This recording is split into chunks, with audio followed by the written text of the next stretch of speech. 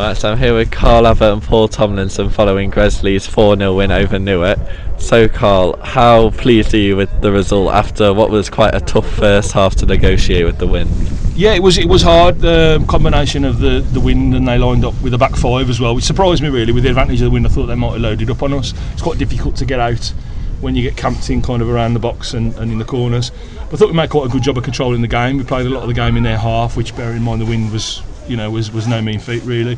It was a case of figuring them out. They stayed in a low block.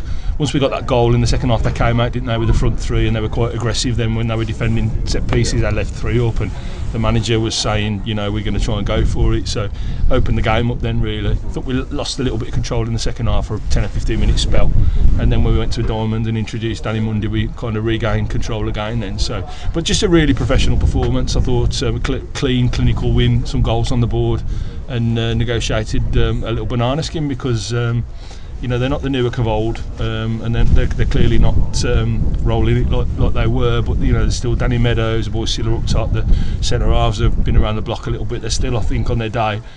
It's a tough game, and you've been in a game, so I'm just really, really pleased with the result. Obviously, you decided to utilise Danny from the bench today. What was the idea behind that, and how important is it that you can use players of that quality from the bench?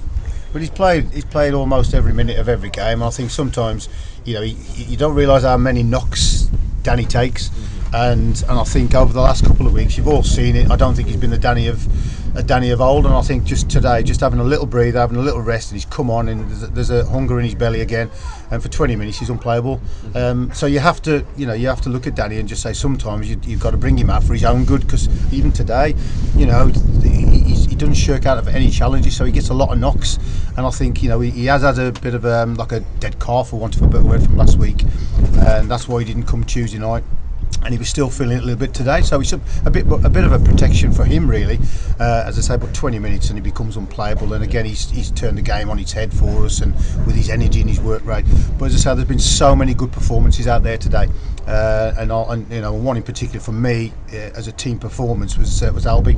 I thought Albie was outstanding. He did everything we wanted him to do, and you don't realise how good Albie is until he's not in your side and what he gives you. You know what I mean? But there was other good performances, like, as I say, like Ryan Seal and the two centre halves again, and Fenny's made a great save that people forget about in the first 15 minutes. That's kept us in it. So I'd like to say well done to Lou as well, because he was outstanding on that save. But I think as the longer the game's gone on, we've just got the game more and more in control. But they've had a go. First 15 minutes of the second half, they put us under pressure, and we struggled a little bit until we've changed the shape, made the substitutions, put some fresh legs on, and then I think we won the game really comfortable in the end. But as I said, it is a banana skin, and it's a good 3 points and a clean sheet. And Carl, just to finish off, a word on Dylan Honeyford. Came off the bench today for his first appearance. What impressed you about him?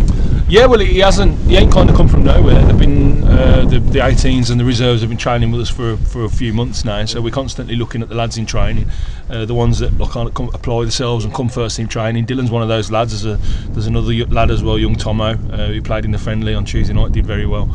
But Dylan's just done really, really well in training. You can tell when you've got one, because the first thing lads start talking about him, he's a good little player. They get calling him Little Gilly, like little Billy Gilmore, and they get a little nickname for him and that. And he's kind of got everyone's attention really, hasn't he? And I think the big thing today for him, I think he was quite shocked at the pace of the game, and I think that was the shocking thing. But for him, and finding some time in possession of the ball, which he'll acclimatise to. But even in not being in possession, you saw he flies around the pitch. He's got a good engine. He actually kept up with the pace of the game in terms of his positioning on the pitch.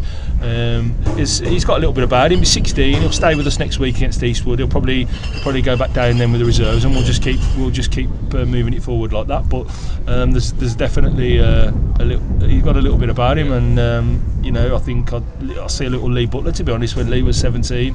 He weren't the biggest, but he could kind of handle himself on the pitch, and he moved around well, and we've got a little prospect there, I think. And Matt's got a couple of them down there, so we just thought get him up, get him involved, and take a little look at him, let him feel what the atmosphere is like, have a look at the pace of the game, feel what it's like in the dressing room, because it's very different, and be a good experience for him. Got in a position where we could get him on the pitch, so that's great. And he'll come with us again next week, and we'll keep taking it week by week.